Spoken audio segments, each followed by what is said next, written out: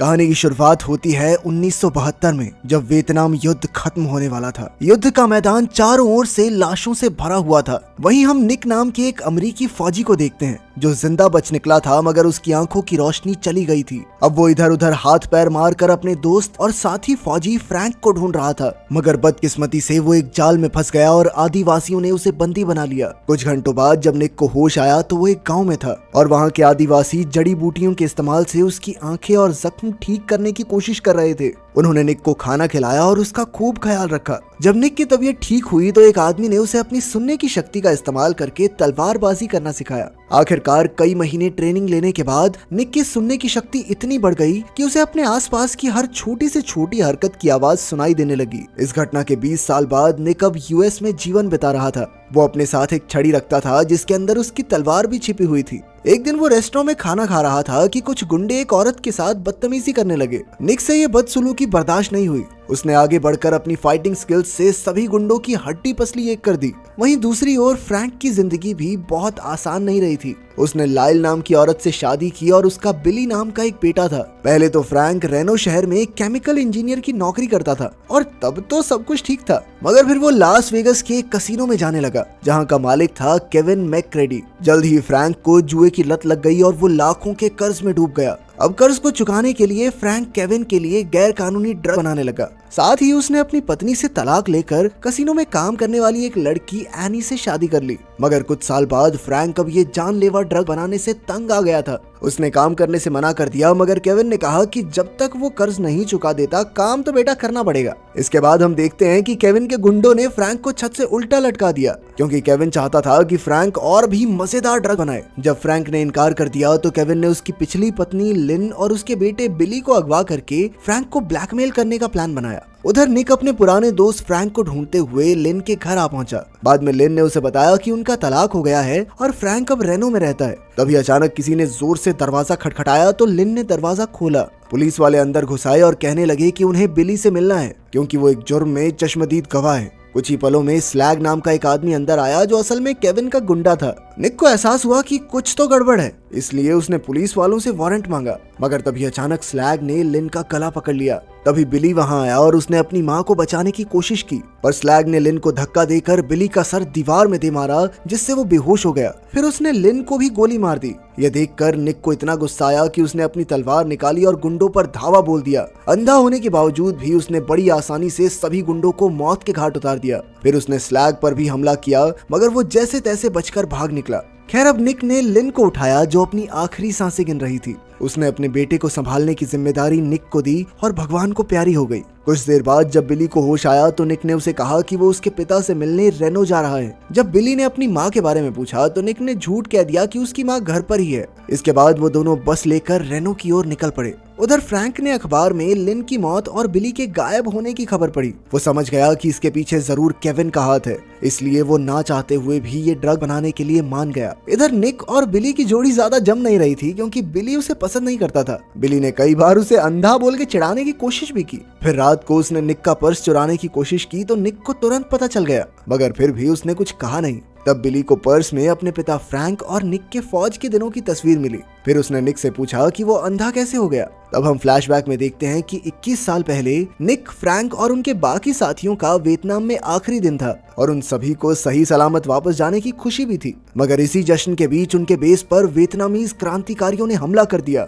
अब उन्होंने प्लान बनाया कि निक दुश्मनों के करीब जाकर उन्हें मारेगा और फ्रैंक निक को कवर देगा। मगर अचानक दुश्मनों ने दोनों तरफ से धावा बोल दिया और उनका प्लान उल्टा पड़ गया। तब फ्रैंक बाकी साथियों को बचाने में जुट गया और इधर फ्रैंक के पास एक जबरदस्त बम धमाका हुआ, जिसमें वो अपनी आंखों की रोशनी खो बैठा। इतना बड़ा हादसा होने के बाद भी निक के मन में फ्रैंक के लिए नफरत नहीं थी। खैर, अब नाश्ते के लिए उनकी बस खेतों के पास एक गैस स्टेशन पर रुकी। बिली तुरंत दौड़कर फोन बूथ पर गया और अपनी माँ को कॉल करने लगा। तभी निक ने उसे रोक दिया और आखिरकार उसे लिन की मौत के बारे में सब कुछ सच बता दिया। ये सुनकर बिली को बहुत गहरा सदमा लगा, क्योंकि उसे अब तक यही लग रहा था कि उसकी माँ घर पर सुरक्षित है। वो इस दुख को झेल नहीं पाया और तुरंत खेतों की ओर दौड़ने लगा। निक भी उसके पीछे दौड़ा, मगर खेतों में वो भी रास्ता भटक गया। इधर स्लैग और उसके गुंडे भी उनका पीछा करते हुए यहाँ तक आ पहुंचे और बदकिस्मती से उन्होंने बिली को पकड़ लिया। स्लैग ने उसे एक झोपड़ी में छुपा दिया और बाकी गुंडे निक को ढूंढने लगे, लेकिन इस बार भी निक किसी के हाथ नहीं आया, बल्कि अपनी जबरदस्त फाइटिंग स्किल से उसने एक एक करके सभी गुंडों को ऊपर पहुंचा दिया। फिर वो झोपड़ी की ओर बढ़ा तो स्लैग ने दूर से ही उस पर गोली चला दी, मगर उसका निशाना चूक गया। इधर निक झोपड़ी तक आ पहुंचा और उसने वो लकड़ी काट दी जिस पर झोपड़ी का सारा भार टिका हुआ था। उसी पल पूरी झोपड़ी टूटकर तहस नहस हो गई और निक ने अपनी तलवार से स्लैग पर वार किया। फिर उसने बिली को बाहर निकाला और वहां से भाग निकला। इसके बाद हम देखते हैं कि स्लैग अब भी जिंदा बच गया था, क्योंकि उसने बुलेट प्रूफ जैकेट पहनी हुई थी। खैर जल्द ही ये खबर केविन तक पहुंची कि उसके गुंडे बिली को पकड़ने में नाकामयाब रहे, और इस खबर से वो काफी परेशान हो गया।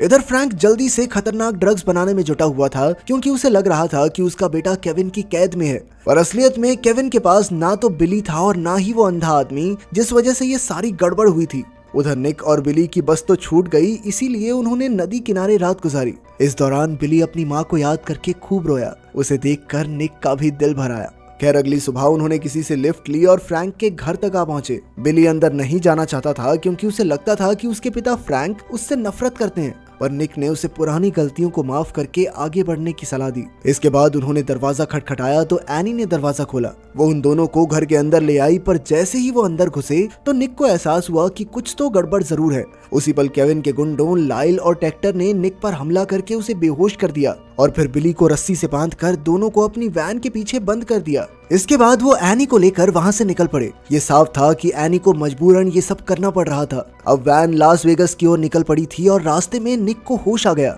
अचानक उसे जोरदार आवाज सुनाई दी तो उसने हिसाब लगाया कि टेक्टर ने उसकी छड़ी हाईवे से बाहर फेंक दी थी। तब निक ने बिली को इस जगह का पता याद करने को कहा। इसके बाद उसने अपनी जेब से एक लाइटर निकाला और जल्द ही उन्होंने वहां रखी एक बोरी में आग लगा दी। जल्द ही पूरी वैन धुएं से भर गई। तब लाइल ने वैन रोकी और पीछे का दरवाजा खोला। इसी मौके का फायदा उठाकर निक ने दोनों गुंडों पर स्प्रे छिड़क दिया। फिर एनी ने ड्राइवर सीट संभाली और निक और बिली के साथ वापस रेनो की ओर निकल पड़ी। कुछ देर बाद वो निक की छड़ी ढूंढने के लिए सड़क पर उतरे। इधर निक को अपनी छड़ी तो मिल गई, पर उसने गलती से एनी के चश्मे पर पैर रख दिया। अचानक गुंडे भी उनका पीछा करते हुए वहां आ पहुंचे तो हड़बड़ी में निक ने ड्राइवर सीट संभाली और बिली उसे रास्ता समझाने लगा। जल्द ही वो शहर की सड़कों पर आ गए और निक ने बड़ी चालाकी से गुंडों की गाड़ी ट्रैफिक में भिड़ा दी। हालांकि इस क्रैश में लाइल और टेक्टर की जान तो बच गई, पर अब निक और बिली उनके हाथ से निकल चुके थे। कुछ देर बाद एनी निक और बिली को अपनी दोस्त कोलन के घर ले आई, ताकि वो सब यहाँ सुरक्षित रहें। उन्होंने वहीं रात गुजार कर आराम किया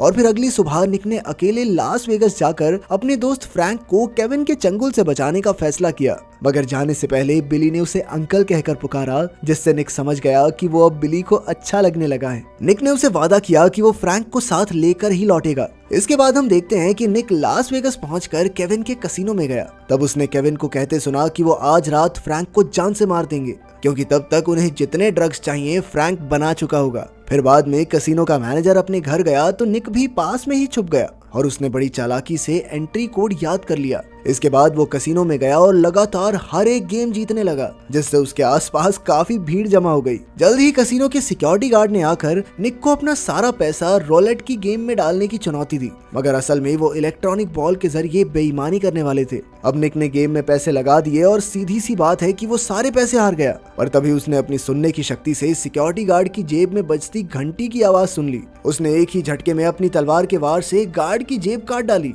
जिससे सबके सामने उनके चीटिंग डिवाइस का पर्दाफाश हो गया। ये देखकर चारों ओर भगदड़ मच गई और इसी मौके का फायदा उठाकर निक चुपके से मैनेजर के घर की ओर चला गया। उसने एंट्री कोड डाला और जैसे तैसे ऊपर पहुंच गया। इस फ्लोर के चप्पे चप्पे पर सिक्योरिटी गार्ड्स थे, पर निक ने अपनी जबरदस्त बहादुरी और तलवारबाजी से कई सारे सिक्योरिटी गार्ड्स को ऊपर पहुंचा दिया। इसके बाद वो सीधा मैनेजर के ऑफिस में घुस गया और उसके गले पर तलवार रखकर फ्रैंक के पास ले जाने को कहा। आखिरकार मैनेजर विंस ने उसे बताया कि फ्रैंक लॉबी के दूसरे हिस्से में बनी लैब में काम कर रहा है। ये जानकारी हासिल करके निक ने विंस को बेहोश किया और वहां से बाहर आ गया। इसके बाद वो सीधा फ्रैंक के पास पहुंचा और आखिरकार इतने सालों बाद दोनों दोस्त मिले। फ्रैंक ने कहा कि वियतनाम युद्ध में उसकी गलती की वजह से निक को अपनी आंखें गंवानी पड़ी और इसका पछतावा उसे जिंदगी भर रहेगा। पर निक ने कहा कि उसे फ्रैंक से कोई शिकायत नहीं है और वो चाहता है कि फ्रैंक अपने बेटे के साथ रहे। जाने से पहले फ्रैंक ने केविन के लिए बनाए ड्रग का खास हिस्सा उठाया और बाकी सभी मशीन्स तबाह कर दी। इसके बाद वो दोनों सिक्योरिटी से बचते बचाते आखिरकार कोलिन के घर तक आ पहुंचे, मगर वहां पहुंचते ही उनके पैरों तले जमीन खिसक गई।